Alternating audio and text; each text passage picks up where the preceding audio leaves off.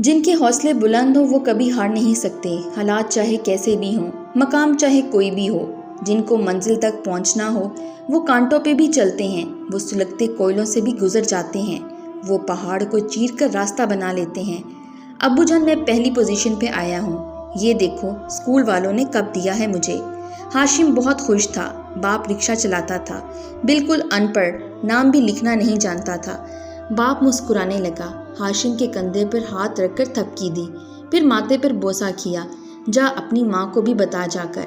ماں کو آواز دی، لیکن امی تو ابھی گھر نہیں آئیں۔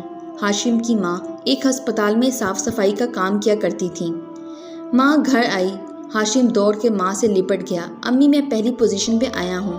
ماں بہت خوش ہوئی، دعائیں دینے لگی۔ ہاشم پڑھائی کے لحاظ سے بہت قابل تھا، یوں کہہ لیں وہ کم عمری میں ہی بڑی بڑی باتیں کرنے لگا تھا، لیکن اسے سرکاری اسکول میں اس معیار کی تعلیم نہیں مل رہی تھی جیسا وہ چاہتا تھا۔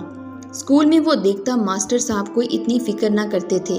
سرکاری اسکول میں پڑھائی کی ناقص کارکردگی تھی، بچہ پڑھائی کرتا تو ٹھیک، نہ کرتا تو ڈنڈے مار دیے جاتے، لیکن ہاشم کو ایسے نہیں چلنا تھا۔ اس کی سوچ غلامی سی نہیں تھی۔ ایک دن کہنے لگا، ابو مجھے پرائیویٹ اسکول میں پڑھنا ہے۔ باپ مسکرا کر بولا، پتر ہم غریب لوگ ہیں، نہیں پڑھ سکتے اتنے مہنگے اسکول میں۔ لیکن ہاشم بس ضد تھا، اور جس اسکول میں پڑھنے کی بات کر رہا تھا، اس اسکول میں تو شہر کے نامور امیروں، تاجروں اور وزیروں مشیروں کے بچے پڑھتے تھے۔ ہاشم اسی اسکول میں پڑھنا چاہتا تھا، لیکن کیسے؟ باپ تو رکشہ چلاتا تھا اور ماں ہسپتال میں خاک روب تھی۔ باپ سے بار بار ضد کرتا مجھے اس اسکول میں داخلہ کروائیں۔ بابا نے سوچا، میرے بیٹے کی تعریفیں سب کرتے ہیں، میرا بیٹا قابل ہے، ذہین ہے، اور انشاءاللہ پڑھ لکھ کر بڑا انسان بنے گا۔ کون باپ اپنی اولاد کو کامیاب نہیں دیکھنا چاہتا؟ بابا نے کچھ پیسے جمع کر رکھے تھے۔ ہاشم 8ویں جماعت پاس کر چکا تھا، اب میٹرک وہ اسی اسکول سے پاس کرنا چاہتا تھا۔ 8ویں جماعت میں اس نے ضلع بھر میں ٹاپ کیا تھا۔ باپ ہاشم کو لیے اس امیر لوگوں کے اسکول پہنچ گیا۔ سیکیورٹی گارڈ نے پوچھا، کہاں جانا ہے؟ بابا جی، وہاں بڑی بڑی کاریں کھڑی تھیں۔ ہاشم کے بابا نے رکشہ پارک کیا، سب حیرت سے دیکھ رہے تھے۔ سیکیورٹی گارڈ نے پوچھا، کہاں جانا ہے؟ تو بابا آہستہ سے بولے، میں نے اپنے پتر کا داخلہ کروانا ہے۔ سیکیورٹی گارڈ نے ہاشم و اس کے بابا کی جانب دیکھا اور مسکرا کر بولا، بابا جی لگتا ہے آپ غلط اسکول آئے ہو، یہاں آپ کا بچہ نہیں پڑھ سکے گا۔ خیر سیکیورٹی گارڈ نے اندر بھیج دیا۔ اسکول اندر سے کسی پارک سے کم نہ تھا، خوبصورتی تھی، صاف صفائی۔ ہاشم بہت متاثر ہوا۔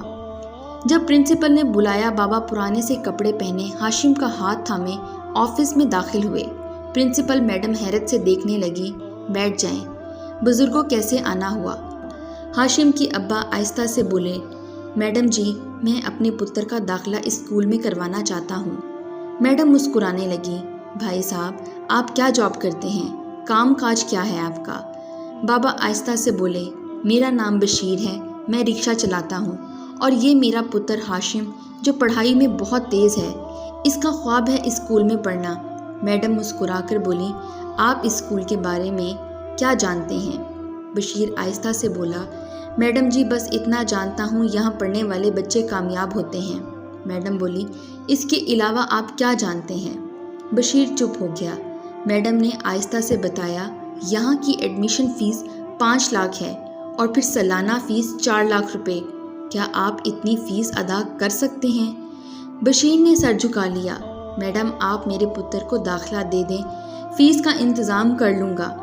میڈم بشیر کی جانب دیکھ کر بولی، کل آپ کے بیٹے کا انٹرویو کیا جائے گا، جس کے بعد ہم فیصلہ کریں گے داخلہ دینا ہے یا نہیں، آپ ابھی جائیں۔ اتنے میں وائس پرنسپل آیا۔ کون تھا یہ میڈم؟ میڈم نے بتایا، رکشہ چلاتا ہے، کہتا ہے اپنے بیٹے کو یہاں پڑھانا چاہتا ہے۔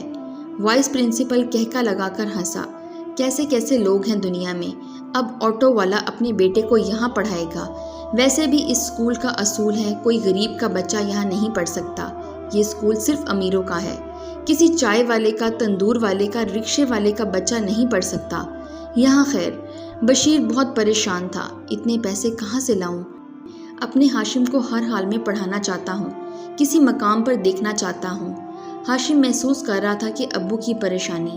ہاشم خاموش تھا۔ ابو نے پریشانی کی وجہ سے کھانا بھی نہیں کھایا۔ दूसरे दिन बशीर बेटे को साथ लिए स्कूल पहुंच गया। इंटरव्यू करने वाली टीम बैठी हुई थी। उन्होंने मुख्तलिफ सवाल किए, हर मुश्किल से मुश्किल सवाल किया, लेकिन हाशिम हर सवाल का जवाब देता रहा। सब काफ़ी मुतासिर हुए थे। हैरान था, इतना काबिल, इतना ज़हीन बच्चा इंटरव्यू पास कर लिया। लेकिन वाइस प्रिंसिपल बोला, हम कैसे किसी रिक्शे वाले के बेटे को स्कूल में दाखिला दे सकते हैं, ये नामुमकिन है। यहाँ बड़े लोगों के बच्चे पढ़ते हैं, वो अपनी तौहीन समझेंगे एक रिक्शे वाले का बच्चा यहाँ पढ़े। सब ने हाँ में हाँ मिलाई, बिल्कुल दुरुस्त कह रहे हैं। लेकिन प्रिंसिपल मैडम ने कहा, बच्चा काबिल है, स्कूल का नाम रोशन करेगा। वो ये बातें कर रहे थे कि हाशिम मुस्कुराकर बोला, आप सबको आपकी मकाम, आपकी अमीरी मुबारक हो। मेहनत मैंने करनी है और सिला अल्लाह पाक ने अता करना है। हाशिम उठा, सलाम किया और चल दिया। छोटा सा बच्चा बहुत बड़ी बात कर गया था। हाशिम अब्बू के सीने से लगकर रोने लगा। अब्बू जान, आप परेशान ना हो, हमको इतने बड़े स्कूल में पढ़ने की कोई ज़रूरत नहीं। यहाँ इंसान से ज़्यादा पैसे को अहमियत दी जाती है। बशीर मुस्कुराया, बेटा जैसे तुमको अच्छा लगे, मैं ठहरा अनपढ़, मुझे क्या पता। हाशिम वापस सरकारी स्कूल में दाखिल हो गया।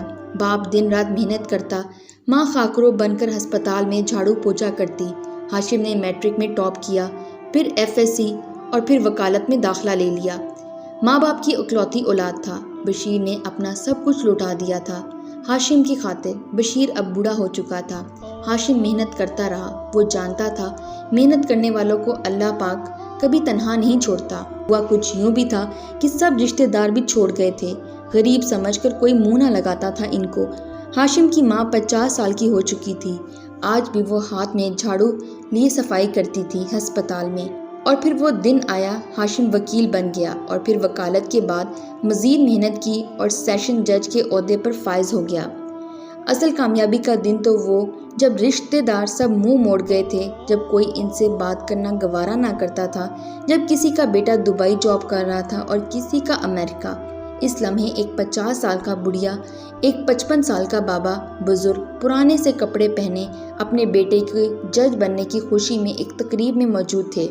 शहर के बड़े बड़े ऑफिसर मुबारकबाद दे रहे थे। बशीर की आंखों में आंसू थे। अपने रिक्शे के पास खड़ा रो रहा था। जिस्म में थकन थी। बूढ़ी माँ ज़मीन पर बैठी झाड़ू देते देते जो थक गई थी, आज बेटा जज बन गया। हाशिम ने अपनी अम्मी अब्बू का हाथ पकड़ा, स्टेज पे ले गया। सब लोग तालियां बजाने लगे और दूसरे दिन हाशिम के साथ अम्मी अब्बू की फ़ोटो अखबार में भी आ चुकी थी। सेशन जज मिस्टर हाशिम साहब अपने वालिदैन के साथ खुशगवार लम्हात में। फिर यूं हुआ, एक बुजुर्ग चेहरे पर जख्मों के निशान थे।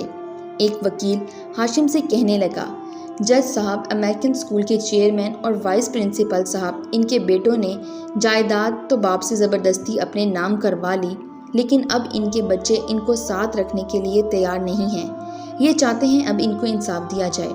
हाशिम ने जब इस बूढ़े की जानिब देखा तो अपनी कुर्सी से उठ खड़ा हुआ। इस बूढ़े के करीब आया। बाबा जी, क्या आप मुझे पहचानते हैं? मैं कौन हूँ? वो बुजुर्ग इनकार में सर हिलाकर बोला, नहीं जानता। इतने में हाशिम के अब्बा का फ़ोन आया, पुत्र मैं तेरी अदालत के बाहर बैठा हूँ, डॉक्टर के पास जाना है, मैं इंतज़ार कर रहा हूँ। हाशिम ने अब्बू को अदालत के अंदर आने का कहा और फिर इस बुज़ुर्ग से मुखातिब हुआ, सर जी, आप अमेरिकन स्कूल के वाइस प्रिंसिपल और मालिक याद करें। आज से 13 साल पहले एक बच्चा आया था जिसका बाप रिक्शा चलाता था। इस बच्चे ने इंटरव्यू के दौरान हर सवाल का जवाब दिया, लेकिन आपने ये कहकर इसे दाखिला ना दिया कि इस स्कूल में अमीरों के बच्चे पढ़ते हैं और किसी रिक्शे वाले का बच्चा यहाँ पढ़े, ये हमारी तौहीन है। और आपने इस बच्चे का दाखिला नहीं दिया था। जानते हो वो बच्चा कौन है? वो आपके सामने खड़ा सेशन जज हाशिम। और वो जो बूढ़ा सामने से चलता आ रहा है, जिसे आपने जाहिल कहा था और बहुत बातें सुनाई थीं, वो सेशन जज का अब्बू है, बशीर साहब। अब मैं आपसे क्या कहूँ, हमको जाहिल कहने वाला एक जाहिल के सामने रो रहा है कि मेरे बच्चों ने सब कुछ छीन लिया, मुझे अपने साथ नहीं रखना चाहते। आपके बच्चे तो इसी स्कूल में पढ़ते थे ना? सुना है एक बेटा आपका पुलिस में है जो आपसे मिलने ही नहीं आता और दूसरा किसी महकमे में क्लर्क है। वाइस प्रिंसिपल रोने लगा। हाशिम ने बुजुर्ग के आंसू साफ किए और प्यार से बोला, मेरा मकसद आपको ताना देना या नीचा दिखाना नहीं था। بس میں اتنا کہنا چاہتا ہوں، مجھے لگتا تھا بڑے اور مہنگے اسکولوں میں ہی پڑھ کر کامیابی مل سکتی ہے، جبکہ میں غلط تھا۔ محنت کرنے والوں کے لیے سب کچھ ممکن ہوتا ہے۔ میرے ابو، میری امی ساری زندگی محنت کرتے رہے، سب لوگ ہمارا ساتھ چھوڑ گئے، ہماری غریبی کا مذاق اڑایا گیا۔ مجھے غربت کی وجہ سے اچھے اسکول میں داخلہ نہ ملا۔ میں اپنی منزل کی جانب رواں رہا۔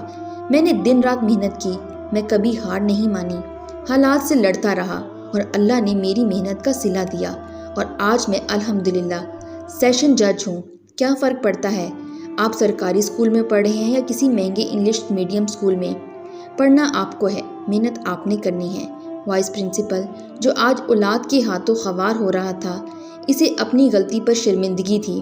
میں نے اپنی اولاد کو انگلش کلچر سکھاتے سکھاتے انسانیت سکھانا بھول گیا تھا۔ دوسری جانب سیشن جج ہاشم صاحب اپنے بوڑھے باپ کا ہاتھ تھامے اپنی کار کی جانب بڑھ رہے تھے۔ حالات کیسے بھی ہوں، کوئی آپ کے بارے میں کچھ بھی سوچے، سب ساتھ چھوڑ جائیں، پھر بھی خود کو مضبوط رکھو اور کامیاب ہو کر سب کو بتا دو، اللہ ساتھ ہو تو کوئی آپ کو ہرا نہیں سکتا۔ فارس کو پڑھنے والا اگر کوئی زندگی سے ہار چکا تو اٹھیں اور ہمت کریں، اللہ پہ یقین رکھیں، بس تھوڑی سی ہمت، کامیابی آپ کا مقدر بن جائے گی۔ آپ پہ ہنسنے والے آپ کی تعریف کرنے لگیں گے، بس خود کو تھوڑا سا مضبوط کریں۔ ایسا نہ بنو کہ کسی کو تم سے مل کر فخر محسوس ہو، بلکہ خود کو ایسا بناؤ کہ لوگ تم سے مل کر فخر محسوس کریں۔